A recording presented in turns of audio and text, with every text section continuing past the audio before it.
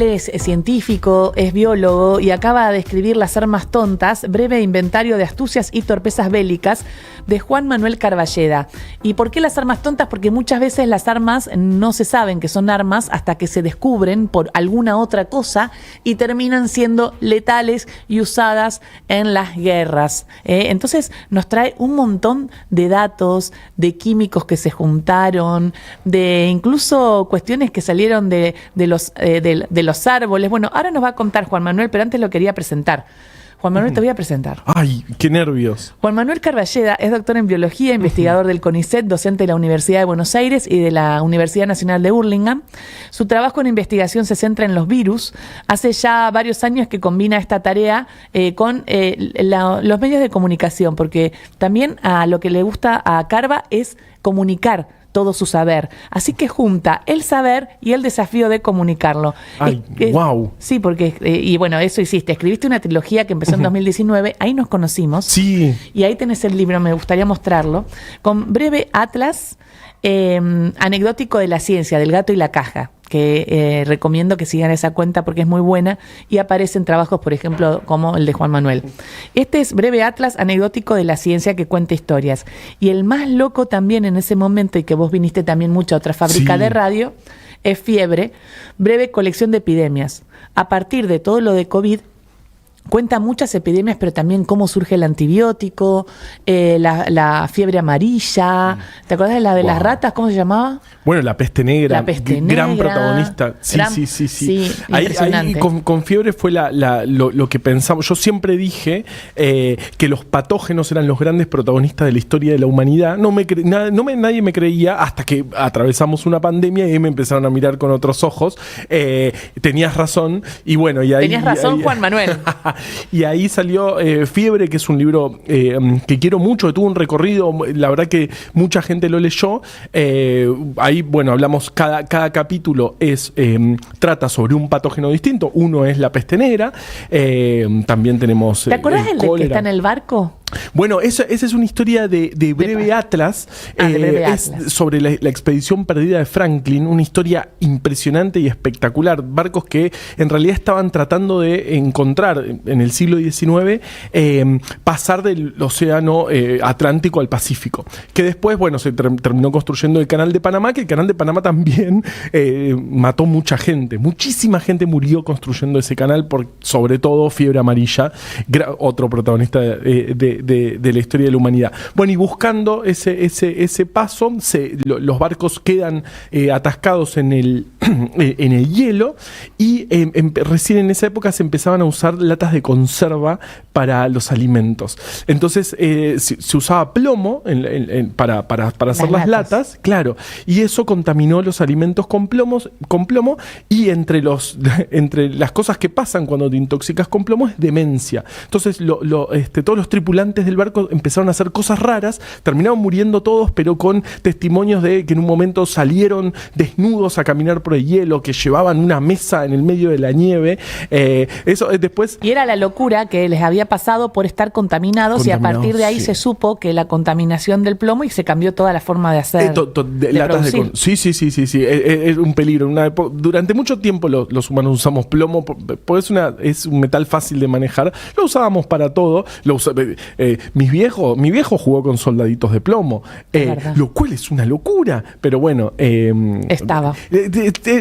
Pasamos, el mundo era muy peligroso, fue muy peligroso durante mucho tiempo. Bueno, hablas de los patógenos y también ahora hablas de otro peligro que también es un desafío para el humano, que son las armas. Sí.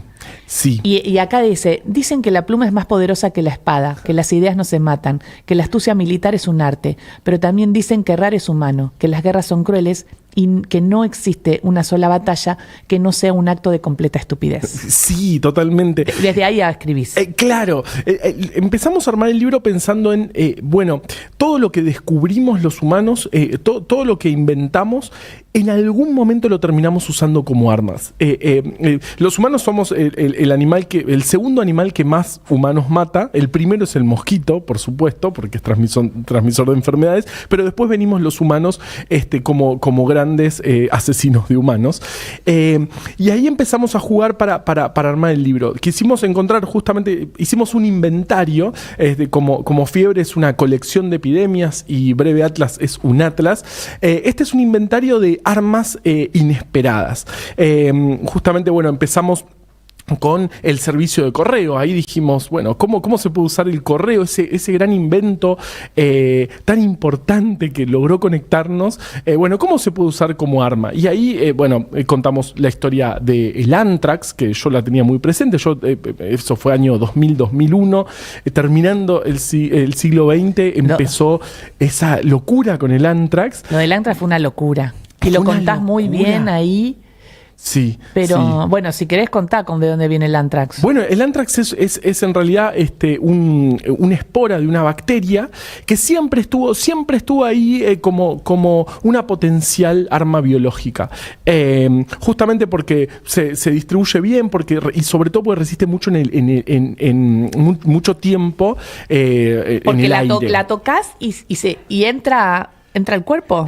Sí, sobre todo el problema es cuando entra, sobre todo cuando entra al sistema respiratorio, cuando la aspirás. Pero la espora, lo ideal que tiene es que, bueno, justamente resiste mucho tiempo en el aire.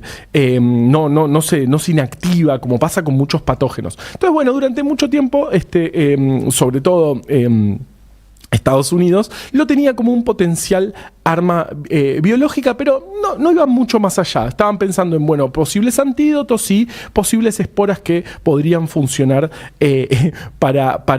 como arma biológica. Y en un momento empezaron a aparecer, a fines del 2000, empezaron a aparecer algunas cartas con Anthrax.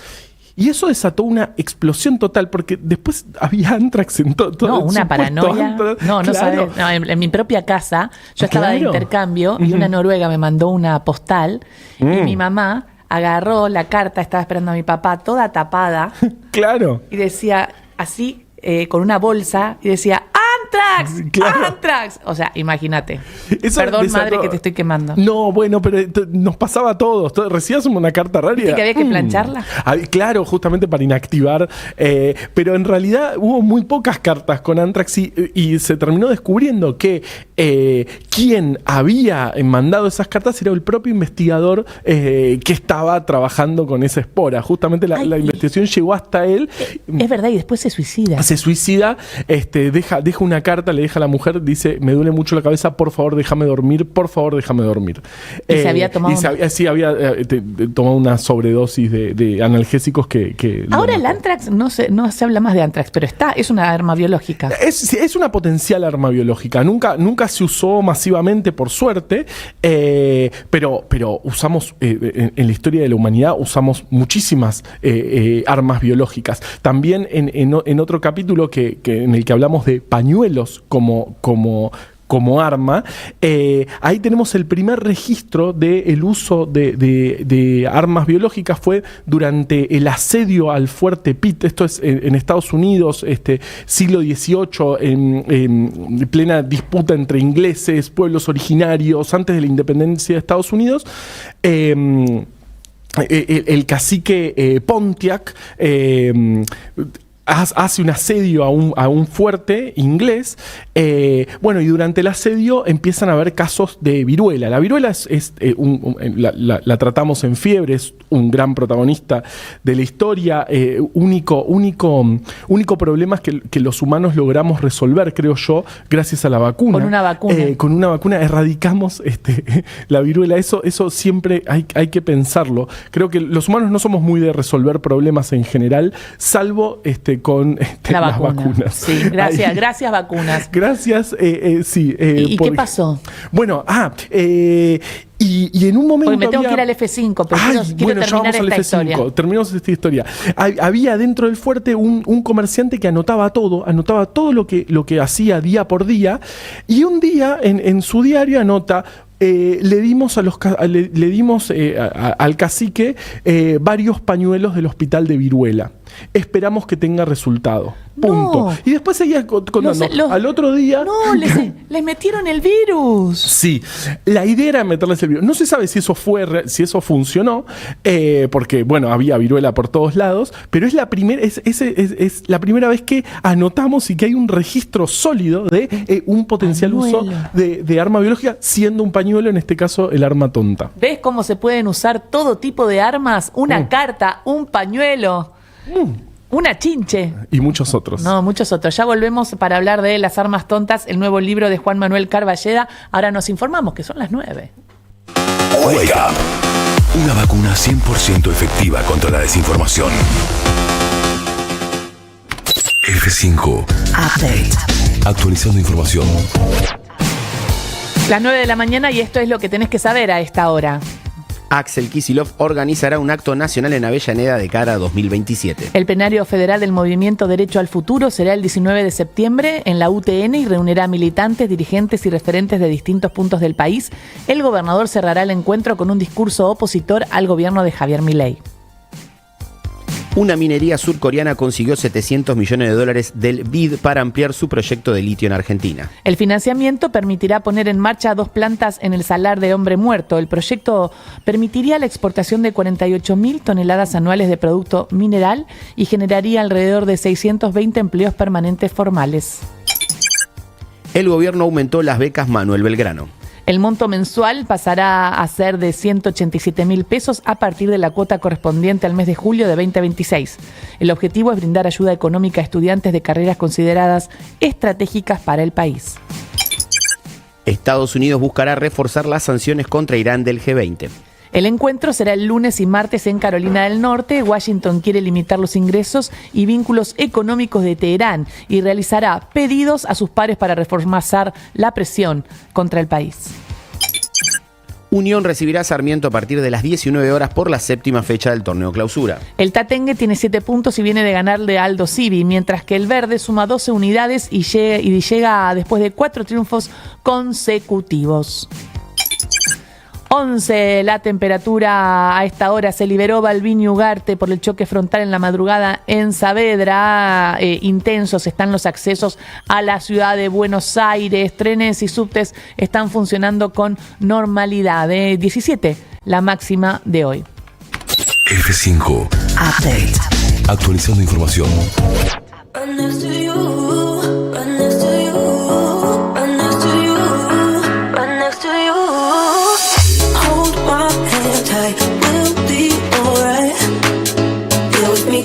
Think you're lonely. Let's go for life. Just you and I. Yeah, you and I. I could do this forever, forever and ever with you. I could stay forever.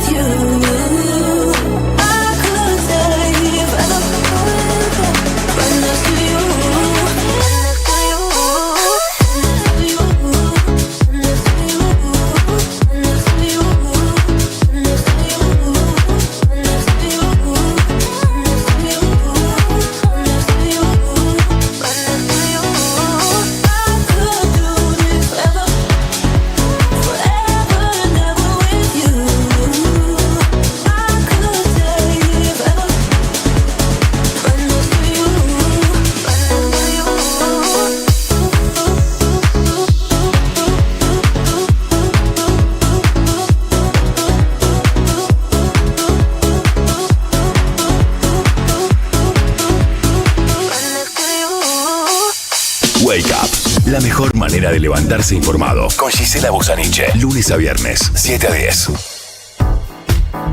Seguimos de charlas sobre el nuevo libro de Juan Manuel Carballeda, Las armas tontas y estos objetos que terminan matando a poblaciones y los humanos que tenemos la capacidad de hacernos daño. Sí. ¿Qué es esto que inventé y lo puedo usar para matar? Es un poco nuestra historia. Hay uno del GPS. Ah, sí, una gran historia. Ahí cuento la historia de un accidente aéreo, el CAL 007, un avión coreano que iba desde Nueva York a Seúl. Y lo que le pasa al avión es que se equivocan en el modo y salen de la ruta prevista. Sí. Y empiezan y terminan entrando en territorio soviético. Esto plena Guerra Fría, fines de los años 80. Houston, we have a problem. Claro. Pasan por lo detecta un radar soviético y la mala suerte que tuvieron es que un rato antes, unas horas antes, habían detectado un avión norteamericano espía dando vueltas por esos lugares. Ay, no. Entonces ahora ven otro avión y dicen, bueno, listo, lo derribamos. Hay que bajarlo. Y lo derribaron. Esto ¿Con recién, los pasajeros? Con los pasajeros, o sea, obviamente no sobrevivió nadie.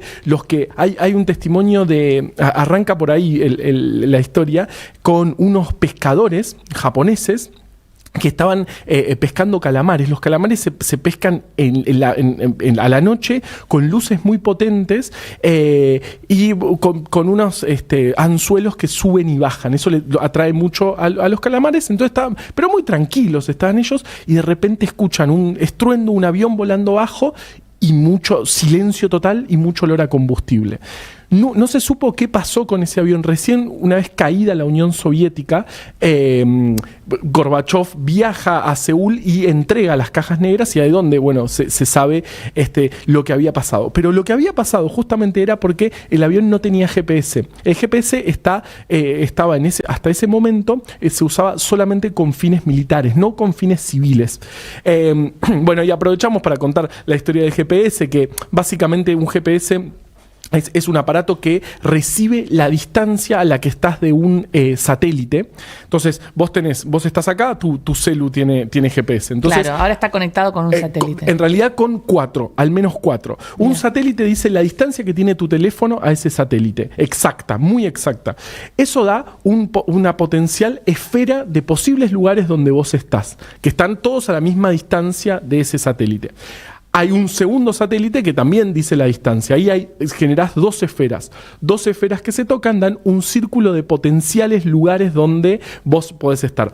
Un tercer satélite genera una tercera esfera, y ahí solo hay 2 puntos de intersección de las 3 esferas. Sí. Uno siempre está en cualquier lugar en cualquier lugar fuera del planeta, y otro es exactamente donde vos estás. Así funciona el GPS y ya se conocía, pero bueno, se empezó a usar civilmente luego del accidente donde justamente no haberse perdido. Era muy sencillo lo que había pasado. No habían dirigido bien el avión y habían entrado en un lugar donde los terminaron derribando. Y obviamente el desarrollo del GPS también nos termina. El desarrollo del GPS y de las baterías chiquitas, sobre todo de litio y de todos los metales que empiezan a aparecer. También contamos cómo funciona una pila, que es bastante sencillo. Algo se tiene que oxidar, algo se tiene que reducir, y una corriente tiene que pasar de un lado al otro. Bueno, desarrollamos GPS, desarrollamos pilas chiquitas, ahí teníamos todo listo para hacer drones, que son el gran, tal vez, el arma de este momento. No, y me encanta cómo haces ese trabajo, porque está todo entramado y muy bien escrito por Juan Manuel, que te va contando un poco cómo podés pasar, por ejemplo, no sé, de las fotos de Darwin y cómo se sacaba fotos. Sí, Darwin le gustaba mucho sacarse fotos. Claro, de hecho hablas de que en el 1860 se sacaban fotos y se daban como si fuera un Facebook. Sí, se Eso mandaban. es espectacular. Claro. Y terminás ese capítulo, mira, empieza con las fotos de 1860 como Facebook. Uh-huh. Te vas a Darwin y cómo se sacaba fotos, porque se había sacado la primera foto, se sacó un montón en el 1800. Te vas con la barba blanca ya. Sí, te vas a Ho Chi Minh. Sí. Hablas del café.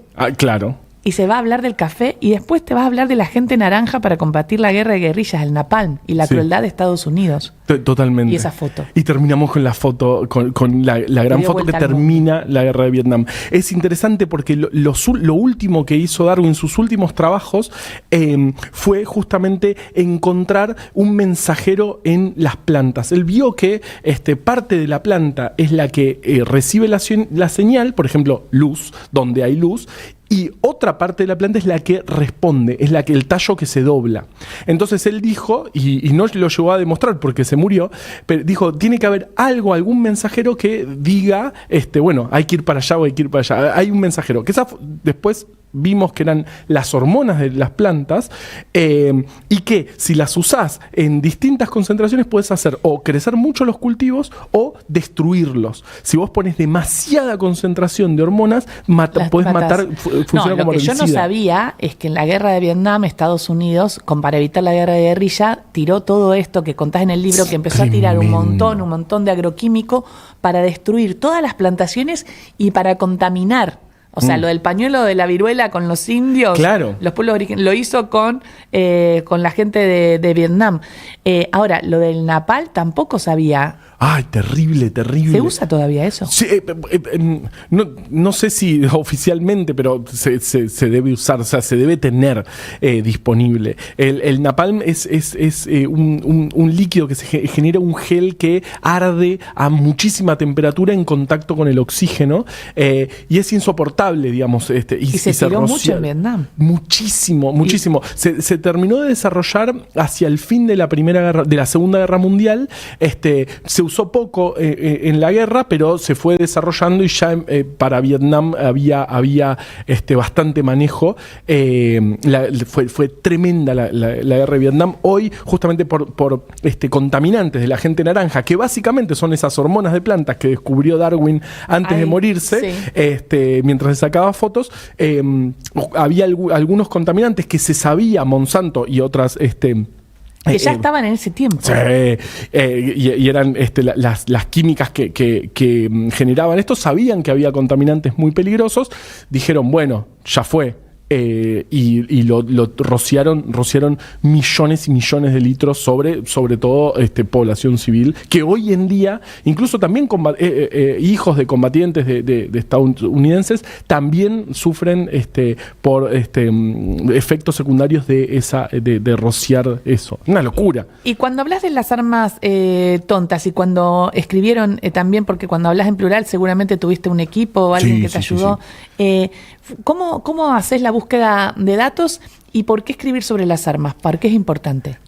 Bueno, lo que hacemos, sí, por supuesto, tenemos en El Gato y la Caja hay un equipo editorial espectacular, que fueron los que me dijeron en 2019 escribí un libro, y yo les dije, no sé escribir, yo sigo sin saber, no sé dónde poner los puntos, punto y coma, las comas, soy muy malo con todo eso, pero la idea... No se nota. Bueno, porque hay mucha edición. Lo que hago una vez que encontramos de qué va a hablar el libro, bueno, hay que armar el esqueleto de cada uno de estos capítulos. Entonces, mi forma de trabajar es, bueno, empezamos, quiero hablar, ese capítulo que vos decís es... El protagonista era la guerra de Vietnam y el agente naranja. Yo quería hablar sobre el agente naranja. Entonces, bueno, tenía la guerra de Vietnam, tenía en la mente la foto de la niña corriendo, que se termina salvando. Y hoy es una activista por la paz.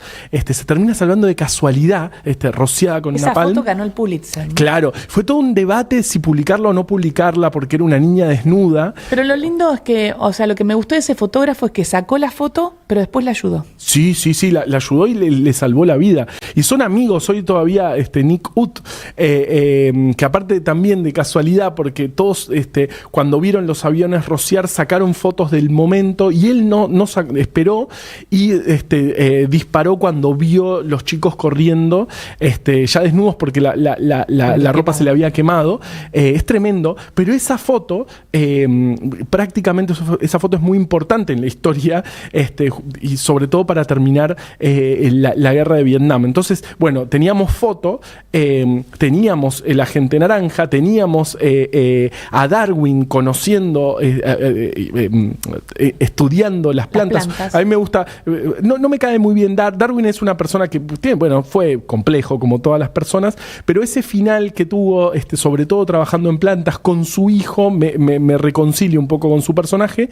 Las fotos que en ese momento recién empezaban y la gente se las mandaba como y la foto de la barba. Y la foto de Darwin con barba ya grande. Había visto hacía poco El Irlandés, la película que habla de Jimmy Hoffa, pero desde la visión de ya todo mucho tiempo después. Entonces, quería empezarlo por ahí y así fuimos armando la historia. Teníamos fotos, teníamos Darwin, teníamos la guerra de Vietnam. Obviamente el café iba a aparecer. Vietnam es el segundo productor de café en el mundo y el agente naranja sobre todo afectaba a sus plantaciones y había que armar ese esqueleto y así lo vamos armando. A veces necesitamos otros datos, los buscamos, qué sé yo, por todos lados, pero se arma. Y en realidad es un libro por la paz.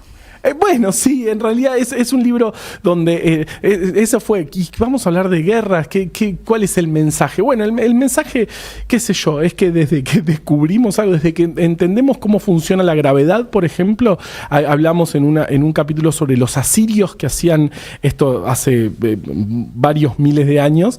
Ellos hacían minados de fuertes, o sea, hacían túneles sostenidos por vigas de madera abajo de las fortificaciones y después incendiaban todo eso. Entonces eso hacía que cayeran los fuertes y dejaban las ciudades a las que atacaban, las dejaban sin su fuerte justamente. Sin muros. La sin forma muros. De romper los muros. Tremendo. Justamente usando la gravedad sin entender todavía, faltaban, para Galileo faltaban muchísimo tiempo. Pero eso, cada vez que entendemos algo, a veces también lo usamos para matarnos. Eso es re lindo. Y hoy estás acá también y pudiste venir y te agradezco. Y me contabas que están de paro en la universidad. Quería terminar con una reflexión porque sos doctor en biología, porque estudiaste en la universidad pública, sí. Porque sos un defensor del conocimiento, por eso lo comunicás. ¿Cuál es la situación hoy? ¿Cómo estás? La situación realmente es desesperante. Estamos viendo, o sea, a nivel universitario hay una ley que está incumplida hace 315 días, una ley que se votó con amplísima mayoría, el gobierno la vetó, se insistió, cosa que no había pasado nunca, y la ley sigue sin aplicarse. Es una ley básicamente para sostener el financiamiento. Hubo un acuerdo muy insuficiente hace unos meses que deja a las universidades a punto de el colapso en cuanto a su funcionamiento y en cuanto a los salarios están destruidos. Y yo también, o sea, yo soy investigador del CONICET y como toda la administración pública, nuestros sueldos están destruidos y además no tenemos plata para trabajar. Todos los subsidios que necesitamos para comprar reactivos, para hacer nuestros experimentos están retrasados o en muchos casos no se pagan. Hay subsidios del 2022 que todavía no se ejecutan. Así que, y vemos todo el tiempo cómo compañeros se están yendo.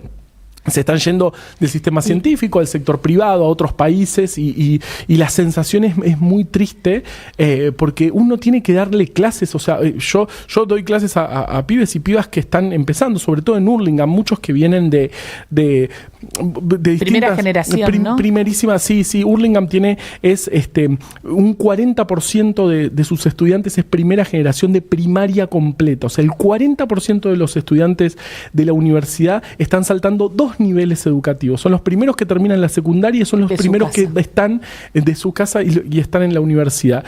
Y ven ellos cómo se va degradando y cómo cada vez es más difícil sostener el sistema universitario. Así que sí, estamos de paro, paro de 48 horas, distintos sindicatos se están adhiriendo y esperando, o sea, por suerte hay una reacción muy fuerte social. Las marchas, entiendo, más importantes que tuvo este gobierno fueron sobre todo las marchas universitarias. Hay un consenso de que son importantes y que las tenemos que sostener de alguna manera.